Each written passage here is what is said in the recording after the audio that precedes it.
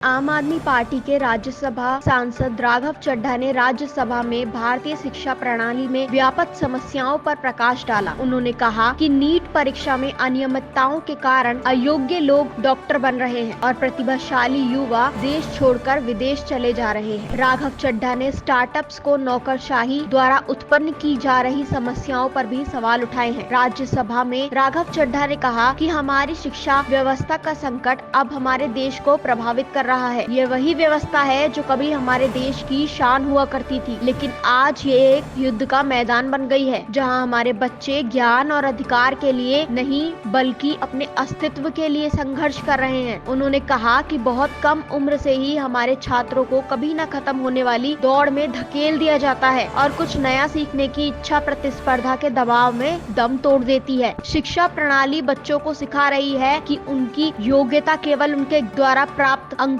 Grades और rank से नापी जाती है। इस भीषण प्रतिस्पर्धा के कारण बच्चों ने उनका बचपन बिल्कुल खो सा दिया है और उन्हें निराशा और हताशा की ओर ढकेला जा रहा है। उन्होंने कहा कि हमें अपनी शिक्षा प्रणाली में मौजूद खामियों को पहचानना होगा और यह भी समझना होगा कि इसे तुरंत सुधार की आवश्यकता है। प्रतिस्पर्धा के दबाव के कारण हमारे बच्चे अपने सपनों को पूरा करने के जुनून और उत्साह को खो रहे हैं, जो अब डर, चिंता और अनिश्चितताओं में बदल गया है। सांसद राघव चड्ढा ने कहा कि हमें यह भी स्वीकार करना होगा कि आज शिक्षा और रोजगार के बीच बहुत बड़ा अंतर है, जिसके कारण आज हम अपने देश के भविष्य यानी छात्रों को बेरोजगारी के जाल में फंसा रहे हैं। यह तब तक बना रहेगा जब तक हम बाजार की मांग और हमारी शिक्षा प्रणाली के बीच की इस खाई को खत्म नहीं कर देते हैं। उन्होंने कहा कि बेहतर भविष्य की तलाश में हमारे कई प्रतिभाशाली युवा अपना देश छोड़ने को मजबूर हैं। मैं पंजाब से आता हूँ, जहाँ हजारों लाखों प्रतिभाशाली युवा विदेशों में छोटी मोटी नौकरियां करने के लिए अपना राज्य छोड़ते हैं। ऐसे में सवाल उठता है कि वे ऐसा क्यों कर रहे हैं? क्या वे सुकून की तलाश में ऐसा करते हैं? वे अपनी इच्छा से नहीं बल्कि मजबूरी में विदेश जा रहे हैं। राघव चड्ढा ने कहा कि भारत एक ऐसा देश है जिसने दुनिया को विभिन्न प्रकार के ज्ञान दिए हैं, लेकिन अब हमारी युवा पीढ़ी अमेरिका, ब्रिटेन, कनाडा और अन्य देशों में जाने के लिए खतरनाक रास्ते अपनाने को मजबूर है। यह प्रतिभाशाली और सपनों से भरे लोग एक ऐसी व्यवस्था से बचने के लिए जोखिम उठा रहे हैं जो उन्हें कोई उम्मीद नहीं देती है। यहाँ अवसरों की कमी दिल दहला देने वाली है। हमारी शिक्षा प्रणाली आधुनिक दुनिया की जरूरतों के अनुरूप नहीं है, जबकि हमारे यहाँ